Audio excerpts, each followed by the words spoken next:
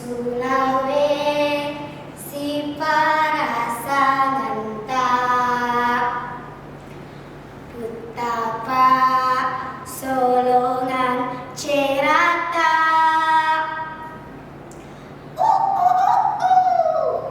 Kokokan itu bukan sembarang kokokan ayam biasa, tapi itu kokokan ayam jantan dari timur. Assalamualaikum warahmatullahi wabarakatuh.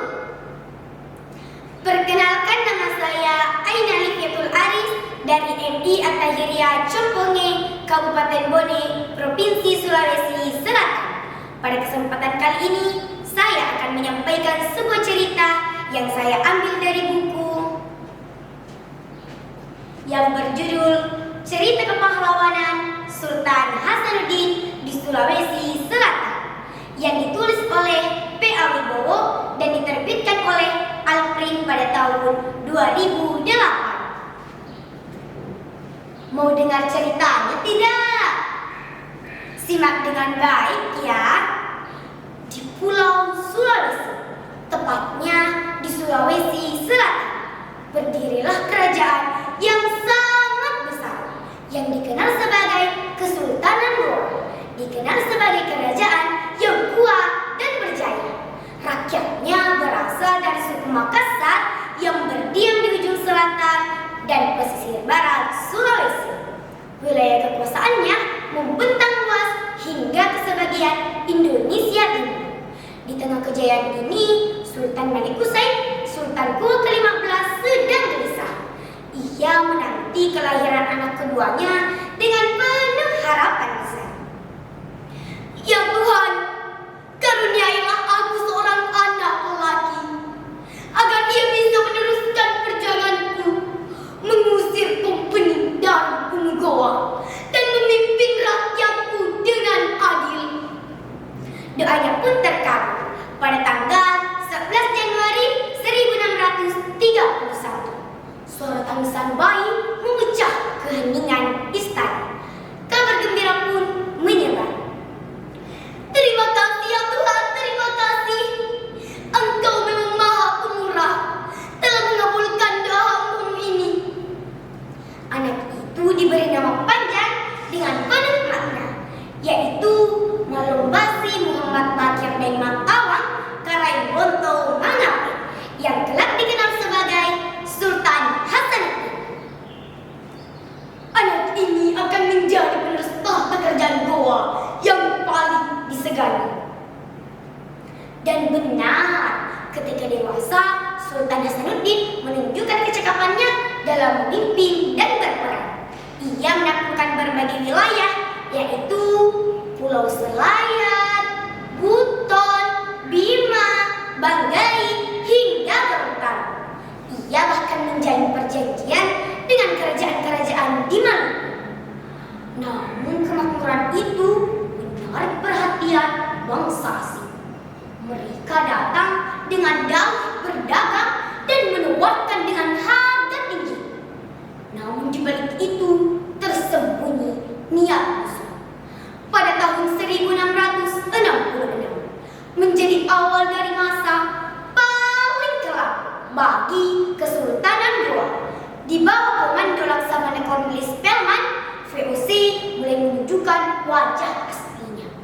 Bukan lagi sekedar berdagang, akan tetapi mereka mulai merampas dagangan rakyat, menaklukkan para pengusaha lokal, dan perlahan memperluas kekuasaan mereka di tanah Sulawesi. Melihat hal itu, Sultan Hasanuddin tak tinggal diam. Ia tahu kehormatan dan kemerdekaan rakyat Goa sedang berada di rentannya. Hal ini tidak bisa dibiarkan terus-menerus. Kita harus melawan para penjajah itu. Setiap jengkal tanah, tumpah darah, dan harga diri rakyat negeri ini harus kita pertaruhkan dengan nyawa kita. Dengan semangat berkobar, sang Sultan